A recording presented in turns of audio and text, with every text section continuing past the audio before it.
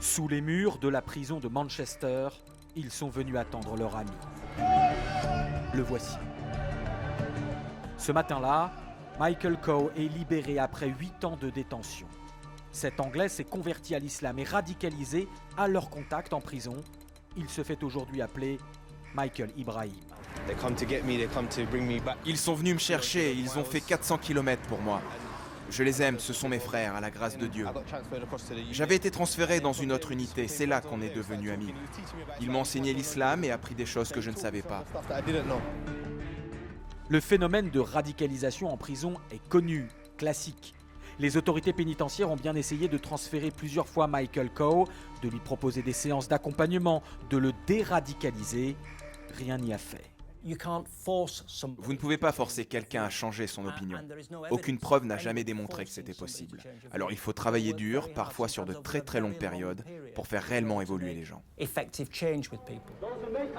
De fait, 4 jours seulement après sa libération, on retrouvera Michael Coe dans cette manifestation d'islamistes contre la vente d'alcool dans ce quartier de l'Est de Londres. Face aux habitants, l'ex-détenu assume clairement ses positions et ne joue pas profil bas, malgré les nombreuses caméras autour de lui. Les programmes de déradicalisation ont été lancés après les attentats de Londres en 2005 et ont commencé en 2007. C'est la justice qui décide si tel ou tel condamné doit en suivre un, de manière obligatoire ou non. Il s'agit d'entretiens confidentiels avec un psychologue ou d'anciens djihadistes repentis. Mais si la déradicalisation ne semble pas très efficace en prison, elle ne semble pas non plus l'être après. Dans les amis qui attendaient Michael Coe à Manchester se trouvait cet homme, Abu Bara. Nous l'avons retrouvé à Londres.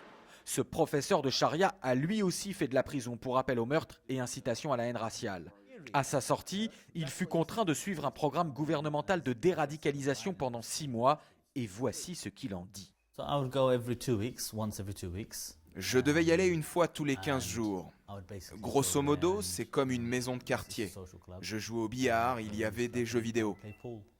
En fait, c'est juste une usine à fric pour les prétendus déradicaliseurs. Ils prennent l'argent et les subventions du gouvernement et ne font rien du tout.